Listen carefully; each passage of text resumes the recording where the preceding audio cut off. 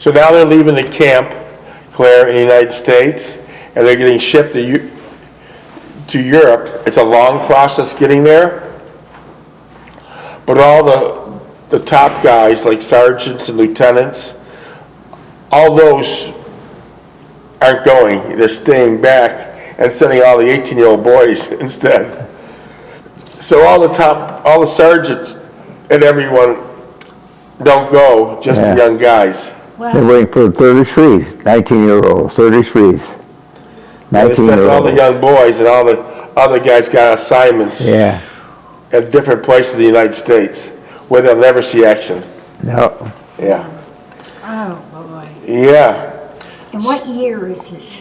1942 or something, during World War II. 43, I think. I knew it was World War II, yeah. But I didn't know how far along that process we were. Okay, now they're getting on a troop train. We were on a troop train for a little over 4 days and 3 nights. So they went by truck to the troop train, and then they stayed in the troop train for 4 days, and then they got on a big ship to go to France, and they're on that ship for 3 months to get overseas. Yeah, 3 months. So it was almost 4 months to get to France. And they had That space is no bigger than this room here. tiny. And they had, they had 30,000 young boys going with them. And all the top brass went to nice places in the United States. Okay, we're on a troop train for a little bit over 4 days and 3 nights before we reached our destination. It was called Camp Shanks, port of embarkment, and one of the largest military troop concentration and embarking bases during the war. It was located in Orangeburg and Rockland counties, and it was processed well over 1 million troops overseas duty. Our stay at Shanks was relatively short. 4 days was the average for the division embarking. During our short stay there, we received more shots and briefed of our troop ship. It was sleeping and eating arrangements and various drills and proper procedures to abandon the ship. They jacked their insurance up too, life insurance up too. Yeah. And wills. Yeah. We were also given the opportunity to ship home any items we might have accumulated at Camp Breckenridge. We were instructed all that we could carry with us from now on was our issued, and anything beyond that would be taken away from us, destroyed. So at that point, if you didn't, you basically just kept your gun and a few items, and everything else had to go. They gave us an opportunity to ship it out before they grabbed it. Did you have anything to ship out? I shipped out that knife. Oh yeah. I shipped out 38, but they never got to it. Oh wow. Some guy in the track got a hold of it, liked it, grabbed it. Oh boy. I did not have any excessive small items. I disregarded, such as extra towels. It was much colder here on the East Coast than in Kentucky. I took to wearing my field jacket as I walked about camp. The cold climate brought back my introduction to Army life and my stay at Camp Upton, which was not too far from here. Where is here? Camp Upton, with reception center, Okay, but where is that? What state? New York, in New York. In New York? Yeah. New York State, or west? Right along the coast. Right along the coast. We had no extra duty. Our time was occupied in preparing for embarking and in receiving our ship assignment, which entailed sleeping and eating dispositions and schedules. We were billeted in a one-story tar paper huts, which were unheated and uninsulated and quite cold during the evening hours, especially when the wind would blow off the ocean from an easterly direction. Luckily, we were issued sleeping bags, but they're most appreciated during the cold nights, as we slept in our clothes as well as our field jackets and the wood knit caps.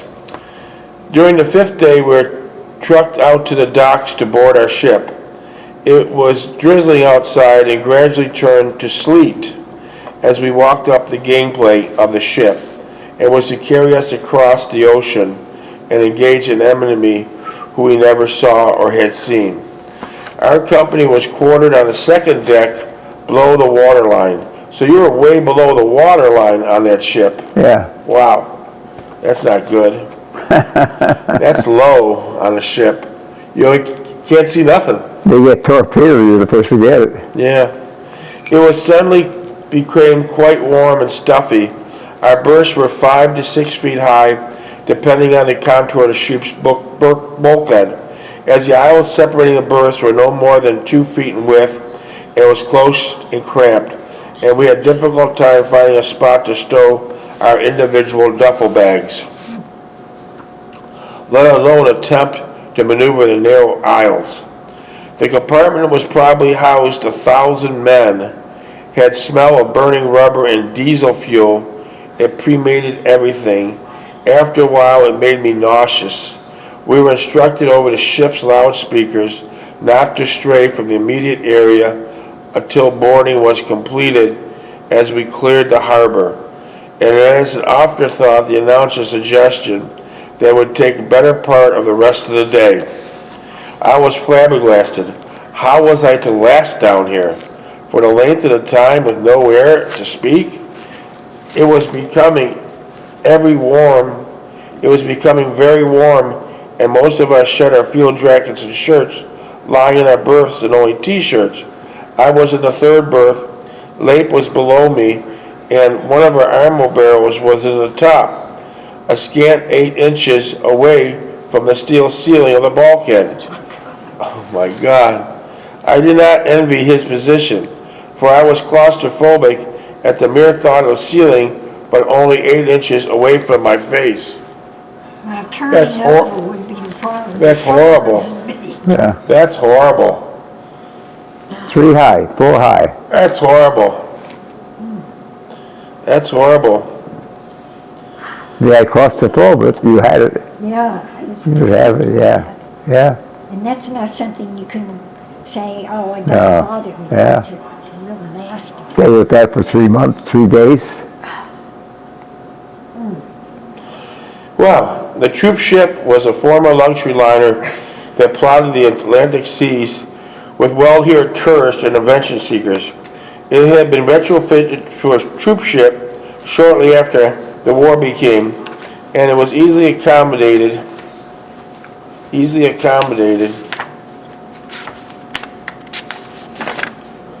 15 to 20,000 troops. Yeah. It had probably made 20 trips, delivering troops and their equipment. The ship was manned by the Merchant Marine and a crew of Coast Guard on board to handle the security, which consisted of 50 caliber machine guns and artillery pieces throughout the ship. We were not allowed to leave our immediate area so as not to cause congestion or confusion while the ship was taking on its human cargo. As there was nowhere but our immediate sleeping quarters, we all had hard pressed in trying to pass the time in such cramped and uncomfortable surroundings. The air was virtually standstill, even though I could hear the ventilating blowers whirling. The odor of the sweated bodies, feet penetrated every nook and cranny, and I would give anything to go topside for a breath of fresh air. Fortunately, there was no smoking allowed on the ship. Without this restriction, living conditions would be completely intolerable. Lape and the other squad members started to complain about the conditions, and Fink assured me that things would improve once we got everyone on board and headed for open water. The pronouncement did not alleviate our despair to any extent. Nevertheless, we felt better having vented our frustration and discomfort. I found that the most comfortable and relaxing position was to lie perfectly still on my back and close my eyes and let the whirring of the ventilating motor create an illusion of streams of cool air circulating around my body. It also helped me greatly think of Anne and all of our time together. Finally, after what seemed to be an eternity, the huge step began to grunt and groan, and it had been awakened from a deep sleep. Then suddenly, there was a tremendous jerk forward, and the giant ship began slowly to creep forward. There was much bumping and scraping along its steel hull, presumably from the tiny tugboats struggling to free her from a place of rest. This went on for some time, and it was complete silence, with only a sensation of movement. It was only when the ship's diesel engines went online did we feel the actual thrust of the great giant liner as it moved forward. The drone of its mighty engines assured of its magnitude and strength, and the sound was sheer comfort as it began to journey across the wide expanse of the ocean. Then over the ship's loudspeaker went the message that we're underway and we're free to tour the ship. That was good news. It was a big convoy. Yeah. We all made a mad scramble for the topside and the benefit of some clean, fresh air. The air felt good as it rejuvenated us considerably, and it was then I realized the enormousness of the ship as we were on the thrust through the water. As I peered over the railing, I could see a good 30 or 40 feet to the surface of the water. I saw the ship appeared to be several football fields in length from end to end, and I was immensely impressed with the size and power and thought, where else but in the Army could I get the opportunity to experience something of this magnitude?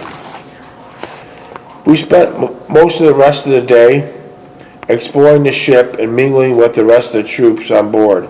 It was fascinating to look out to sea, nothing but the wide expanse of the ocean, with no land in sight anywhere. Eating on board the ship was an exercise in patience and maneuverability. At the meals on board would not accommodate anyone at the sitting, but they were compelled to feed. Jen? Lost your keys? Jen, help me. I got the keys, but I don't remember how to get there. Oh. We Did you- go upstairs.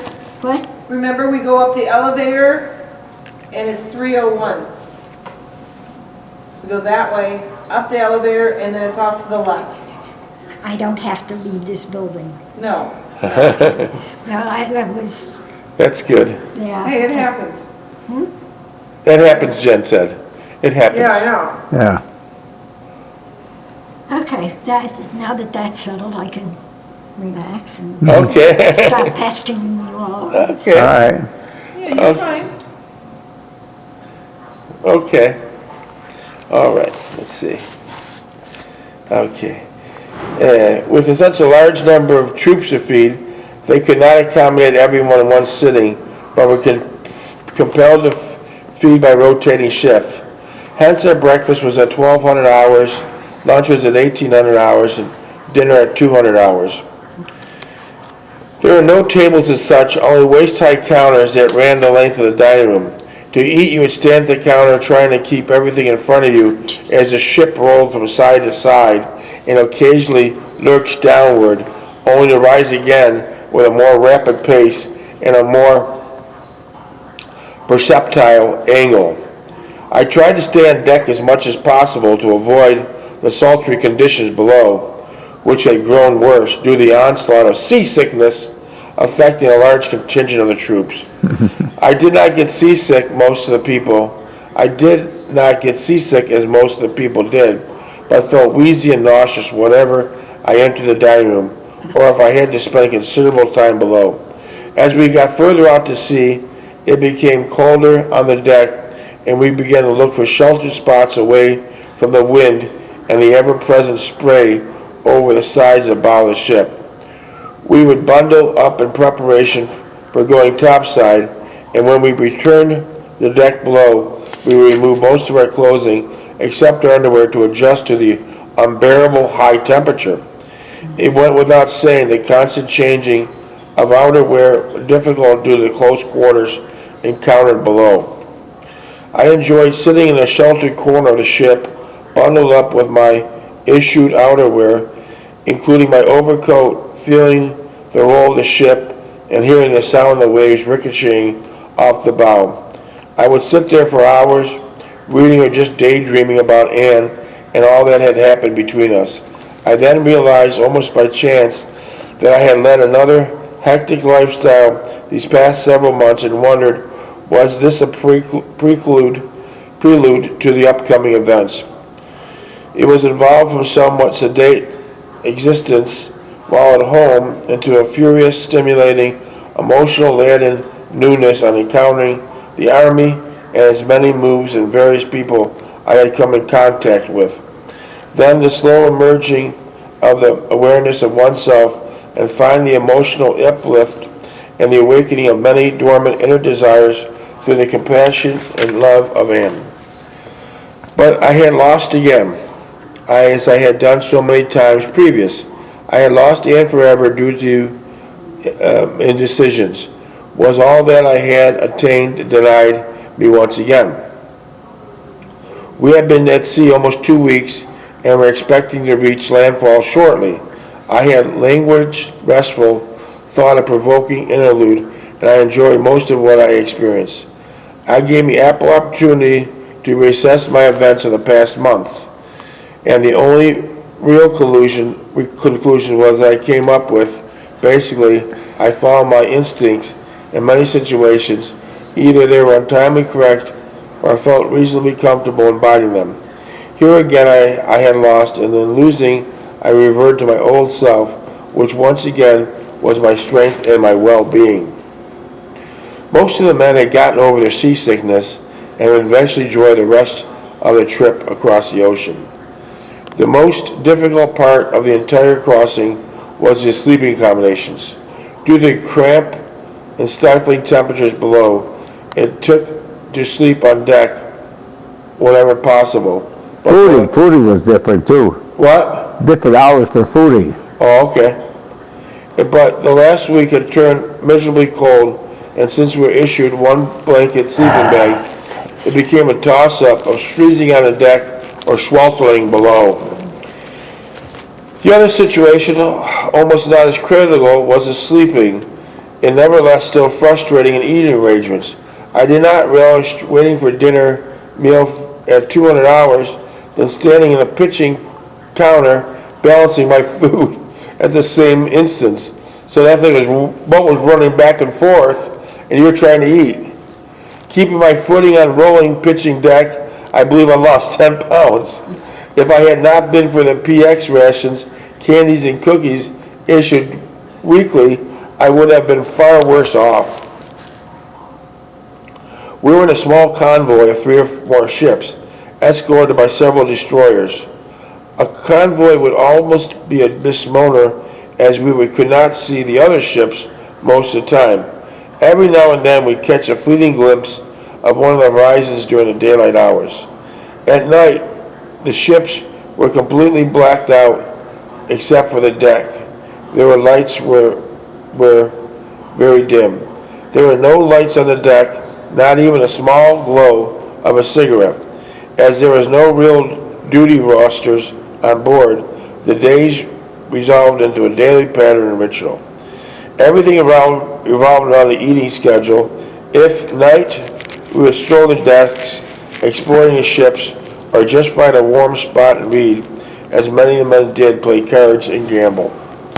There was much discussion of the future and how we would react under actual combat conditions, how we would feel to be wounded, and more so which part of our bodies we did not want destroyed or injured. The question of death was brought up quite frequently, and there are varying degrees of thought on the subject. My own personal view was that if it came to death, I wanted it to be swift and complete. I didn't want to leave the Army with a missing limb or vital parts. Of course, the entire decision was predicated on our simplest, naive, inexperienced viewpoint of the war and its aftermath. One brisk morning, about the 16th day at sea, we caught glimpses of land in the far distance. We wondered where we were, and some of the ship's crew informed us we were heading for the southern coast of England, probably South Wales. Later that night, we approached land. As everything was blacked out, we could not get a real determination as to our exact location. We were told that we're off the coast of southern Wales and that we had to sit out here waiting for a clearance to enter the dock. All the rest of the night, a good part of the next day, we sat outside the port, awaiting for the berth to tie down. We did discover that we would eventually dock at Milford Haven. Milford Haven. Do you remember Milford Haven? No what? Do you remember Milford Haven? No what? Do you remember Milford Haven? Milford Haven. Say again? Do you remember Milford Haven? That's the city of town. Yeah, you remember that? Yeah, yeah.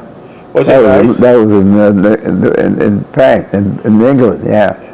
Okay. Let's see.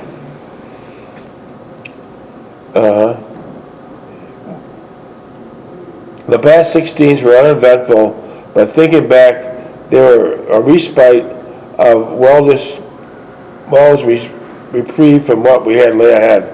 We did not have any indication of the events that shortly would unfold before us and how they would change our lives forever.